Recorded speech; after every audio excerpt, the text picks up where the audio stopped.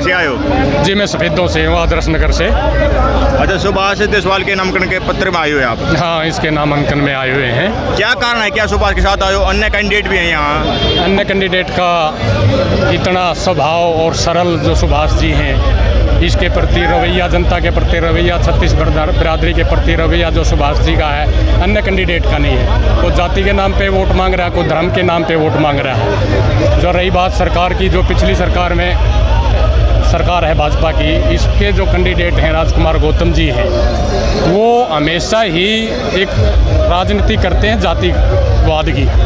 ये छत्तीस बिरादरी के नेता हैं। हम इसी के लिए झुकाव के प्रति, इनके आकर्षित प्रति, अच्छे सहनशील संरक्षील सभ्य आदमी के प्रति हम इनके पास आए हैं और इनको जिता के जाएंगे। बीजेपी कहते हैं हमने सबका समान काम किया है, बिना भेदभाव से किया है। बीजेपी ने समान काम किया है। मास्टर आए उनको भी पीटा, सरपंच आए उनको भी पीटा, चौकीदार आए उनको भी पीटा, नंबरदार आए उनको भी पीटा, आंगनबाड़ी वाले आए उनको भी पीटा। कौन सा ही वर्ग ऐसा नहीं है जिनका समान काम नाम किया हो। पिटने में समान काम किया है, हमेशा ही बराबर के लठ मारे इनने। बीजेपी ये कहते हैं कि हमने युवाओं को बिना खर्चे बिना पची रोजगार दिया, जो कि अन्य सरकारों ने नहीं दिया। भारी युवाओं को रोजगार दिया है।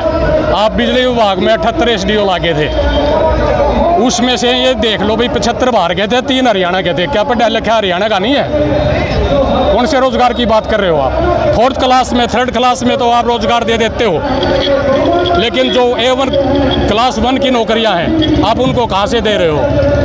वो सारे के सारे बाहर से लगे हैं। यूपी के लगा लिए, गुजरात के लगा लिए, ठेकेदार गुजरात के हैं, ठेकेदार यूपी के हैं। क्या हरियाणा में कोई योग्य कर्मचारी, ऐसा लड़का योग्य विद्यार्थी नहीं है जो इनकी शिक्षा लेकर नौकरियां पास के? कर रही बात पर्ची खर्ची की, आपने जो पत्रकार में होता है, आपने जो जिक्र कर दिया पर्ची खर्ची का, नागर जी SSC के चेयरमैन थे, 1 करोड़ 11 लाख रुपए उनके ऑफिस से मिला था।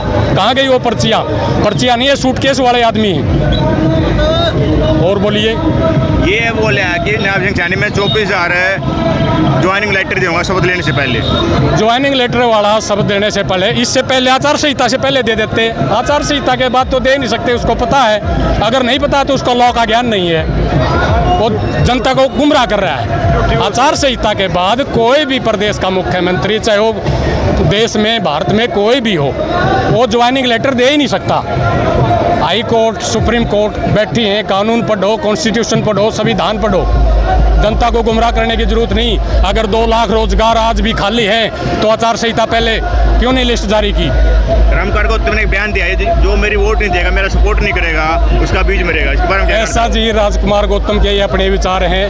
हम छत्तीस बिरादरी का भला चाहने वाले हैं। फूलों फलों और अपने जो है इस महंगाई में, रोजगार बेरोजगारी में आम आदमी कितना परेशान है, और ऊपर से राजकुमार जी ऐसा बयान दे रहे हैं, तो मैं तो इसको, रामकुमार गौतम जी, मैं तो इसको ऐसा नहीं मान रहा कि वो सभ्य बयान दे रहा है। पढ़े लिखे हैं, बुजुर्ग आदमी हैं, MLA रह चुके हैं, उन्होंने ऐसा बयान दिया तो उनका निजी बयान है। जी, धन्यवाद, थैंक यू। कैसे हो? कहाँ से आए हो? गांगुली से। गांगुली से? हाँ जी। सुभाष गांगुली के समर्थन में आए हो? हाँ जी। कैसा कुछ माहौल है? बढ़िया जी। आपके गांव में क्या कुछ विकास कार्य करवा रहे हैं? आपके गांव से MP भी हैं, सांसद भी हैं। सारा कोई विकास करा रखा है। हमने सर्वे करा, पानी की समस्या बताई गई थी। पानी की भी हो जाएगी पूरी, 2-2 टंकी होगी है। थोड़ा पीने की रह रही है, वो भी हो जाएगी, पूरी हो जाएगी। हाँ, हमारे कितना समर्थन है गाँव में? टंकी बनने लग रही है जी। हाँ, और वो बनकर तैयार हो जाए, 5 गाँवों की सुविधा हो जाएगी। और ये सब सुभाष देशवाल में करवा रहे हैं। बढ़िया जी। और भी साथी आए, उनसे बात करते हैं। राम राम।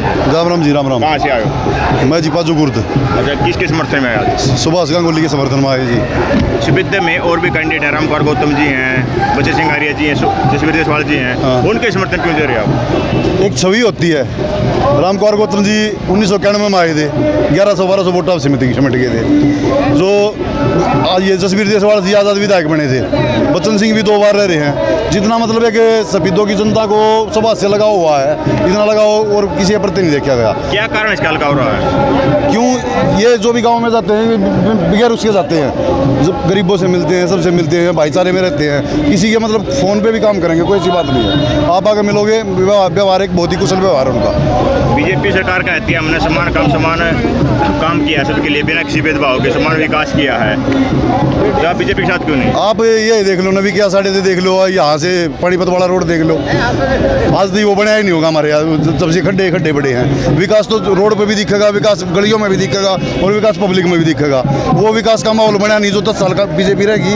उससे पहले हुड्डा सरकार आई थी, कांग्रेस बनी थी, उसमें जो विकास हुआ उन रोड़ा कहते तेगड़ी ना लगी। बीजेपी सरकार कहते हैं उन्हें बिना खर्ची बिना पर्ची रोजगार दिया है, बिना खर्ची बिना पर्ची रोजगार दिया है, प्राइवेट कौशल रोजगार निगम खड़ा कर दिया। इसमें क्या है, इसके आधार पर नंबर फलाने के नंबर मतलब पब्लिक कटती आती है, वहाँ भी अंदर ही अंदर भीतर घात चलती रहती है, वहाँ भी आप अपने बंदे सेट किए जाते हैं। रामकौर गौतम ने एक बयान दिया है हाँ कि जो मेरा साथ नहीं देगा हाँ। उसका बीज मरेगा। रामकौर गौतम की है कि छोटी सोच है उसका, उसकी एक लैंग्वेज इतनी अच्छी नहीं थी जो उसने हल्के में घुसते ही ऐसा किया, मतलब ये कि पब्लिक को पढ़ने वाला काम किया उसने। हाँ जी, आप कहाँ से आए? भाई जी हम कड़वा गांव से आए हैं। पूरा का पूरा गांव 36 बिरादरी, पूरा का पूरा गांव 36 बिरादरी सुभाष गांगोली का समर्थन में आया हुआ है। पिल्लूखेड़ा ब्लॉक का सबसे बड़ा गांव हमारा गांव, और सुभाष गांगोली ने विपक्ष का विधायक होते हुए भी हमारे हलके में अनेकों विकास कार्य करवाए हैं। जैसे मैं अपने गांव से ही बताऊं, 36 बिरादरी को जो भी ग्रांट आई सबको समान रूप से बांट के दी है। बीजेपी सरकार कहती है हमने सारे काम बढ़िया करे हैं, बिना चाहे विपक्ष का हो चाहे पक्ष का हो, तब बीजेपी के साथ क्यों नहीं? बीजेपी आप अभी से देख लो, जो लोकसभा में बीजेपी के सांसद चुन के गए हैं 5 सांसद, हरियाणा में बजट में जितना हिस्सा मिला उस पर कौन सा बोला है?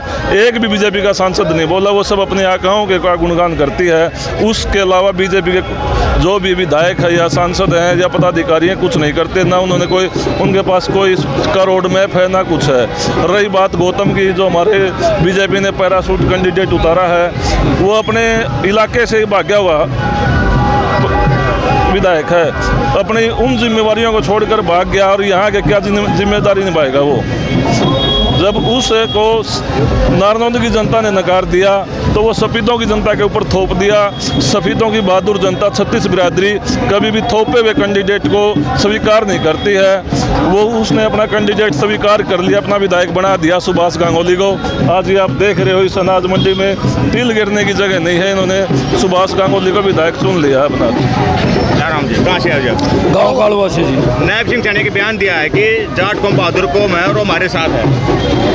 वो उसने बयान दिया हम बहादुर, हम जनता की भलाई के काम करते हैं, कहीं भी जात बिरादरी कोई भी नारा नहीं लगने देते, भाईचारे से काम करते हैं, सबको एक लेके साथ चलते हैं।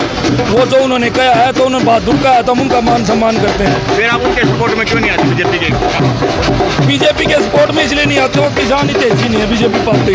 और ये उसने ये बयान क्या क्यों दे दिया कि हमारे साथ है नायब सिंह? वो तो उनकी अच्छी सोच है, उन्होंने ये बयान दिया है तो वो उन्हें कुछ सोच समझ के बयान दिया होगा। अच्छी सोच के साथ जाना चाहिए ना, अच्छी सोच के साथ चले जाएं, लेकिन किसान की तेजी तो नहीं है नहीं कि वो उधर खड़ा है, इधर तुम्हारी तरफ आ जाएगा तो हम उसकी सोच का और भी मान सम्मान करेंगे। जैसे कहते हैं हमने किसानों के लिए MSP दिया है सबसे ज़्यादा, वो कुछ ही फसलों पे दिया है, जो यहाँ पर होती वो फसलें कम हुए हैं यहाँ पर हरियाणा में, जो दूसरी फसल होती है उन पे नहीं दिया इन्होंने। उन्हीं के लिए लड़ाई लड़ी जा रही है MSP के लिए। ठीक है, धन्यवाद।